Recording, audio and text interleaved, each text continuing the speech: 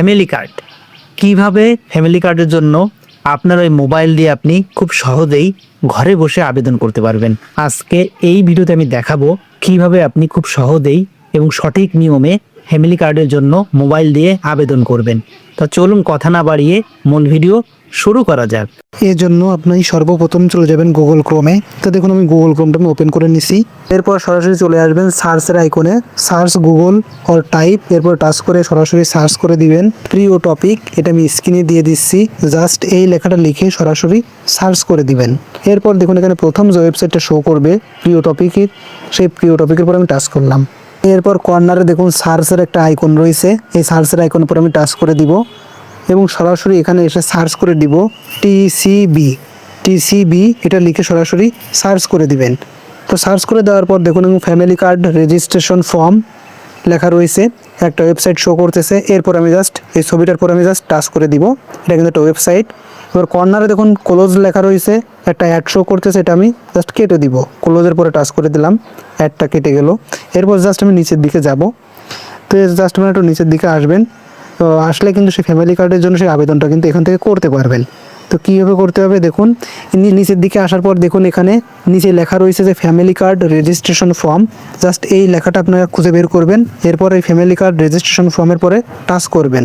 Touch করার পর just আমি একটু উপরের দিকে যাব, রয়েছে যে ফ্যামিলি কার্ড আবেদন 2026, বাংলায় লেখা রয়েছে এবং ইংলিশে লেখা রয়েছে। তো ফ্যামিলি কার্ড আবেদন জাস্ট এই লেখাটা কিন্তু এখানে বের করবেন। জাস্ট এরপর আমি আবার একটা টাচ করে দিলাম। টাচ করে দেওয়ার পর দেখুন এখানে তথ্য দিতে হবে, কিন্তু ফ্যামিলি কার্ডের জন্য যে আবেদন যে ফর্ম, সেই ফর্মটা কিন্তু অটোমেটিক্যালি চলে আসছে। তো ফ্যামিলি কার্ডের জন্য আপনি যে আবেদন করেন সেক্ষেত্রে আপনাকে একটা তথ্য দেওয়া লাগবে। তো এখানে দেখুন 1 নম্বরে রয়েছে প্রাপক নির্বাচন করুন।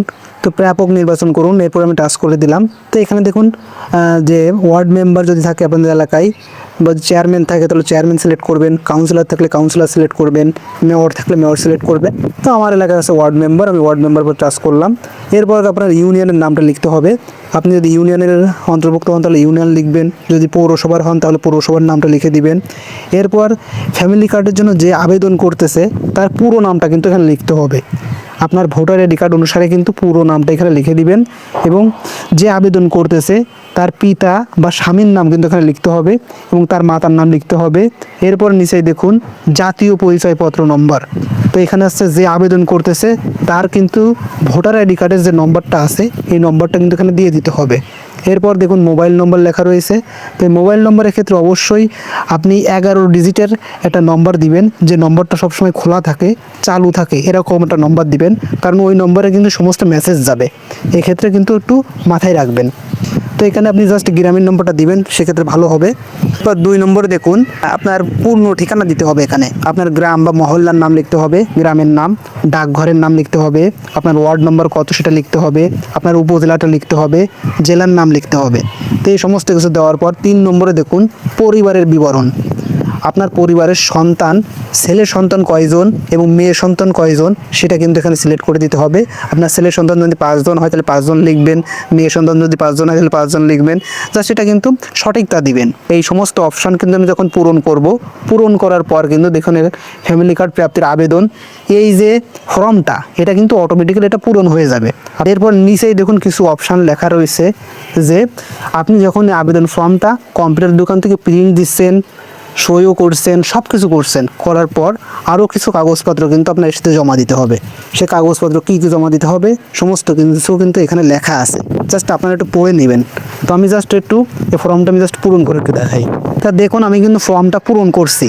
তো আমার দেখুন ফর্মটা সুন্দরভাবে কিন্তু ফর্ম পূরণ করছি, একদম ভোটার আইডি কার্ড অনুসারে কিন্তু ফর্মটা পূরণ করবেন। তো আমি কিন্তু পূরণ করছি, দেখুন সমস্ত কিছু কিন্তু এখানে দিয়ে দিছি। তো এইভাবে আপনি পূরণ করবেন। বা পরিবারের বিবরণটা কিন্তু দিতে হবে, আপনার ছেলে সন্তান কয়জন, মেয়ে সন্তান কয়জন, এটা কিন্তু মাস্ট বি দিবেন। এবং নিচেই দেখুন আমি ওখানে যা যা পূরণ করছি এই ফর্মটা কিন্তু অটোমেটিক্যালি এখানে সেটা লেখা হয়ে গেছে অটোমেটিক্যালি। এখন হচ্ছে এই ফর্মটা আমি জাস্ট দেখুন একটা কম্পিউটার দোকানে গিয়ে জাস্ট এটা আমি প্রিন্ট করে নিব। এই কারণে আপনাকে অবশ্যই পিডিএফ ডাউনলোড করুন লেখা রয়েছে, এরপরে টাচ করবেন, সাথে সাথে কিন্তু ফর্মটা দেখুন ডাউনলোড হয়ে যাবে। দেখুন আমার ফর্মটা কিন্তু সুন্দরভাবে ডাউনলোড হয়ে গেছে। এখন হচ্ছে আমি এই ফর্মটা একটা কম্পিউটার দোকানে নিয়ে যাব, নিয়ে যাওয়ার পর জাস্ট এখানে আমি যদি মেম্বারের কাছে জমা দিই তাহলে মেম্বারের সই দিব, যদি আমি চেয়ারম্যানের কাছে জমা দিই সেক্ষেত্রে চেয়ারম্যানের কাছে সই দিব, এবং কাউন্সিলরের কাছে জমা দিলে কাউন্সিলরের সই দিব, এবং আবেদন যে করতেছে অর্থাৎ শাবানা বেগমের একটা সই থাকবে এখানে, এবং তার একটা ছবি থাকবে পাসপোর্ট সাইজের, এবং এই ছবিটা দিয়ে দেব। সমস্ত এইগুলো দেওয়ার পর এর সাথে যে যে কাগজপাতিগুলো থাকবে আমি চেয়ারম্যান, কাউন্সিলর বা মেয়র, ওয়ার্ড মেম্বার যে কোনো কারোর কাছে কিন্তু আমি জমা দিয়ে দিব। যখন পূর্ণাঙ্গভাবে সরকার থেকে নোটিশ দিবে যে এখন আপনারা আবেদন করুন, তখন কিন্তু এই আবেদনটা আমি করব, এবং জাস্ট তখনই কিন্তু আমি এটা জমা দিব। এই ছিল আজকের এই ভিডিওটি ভালো লাগলে অবশ্যই লাইক, কমেন্ট এবং শেয়ার করতে ভুলবেন না। এই ভিডিওটা অবশ্যই আপনাদের ফেসবুকের টাইমলাইনে শেয়ার করে রাখবেন।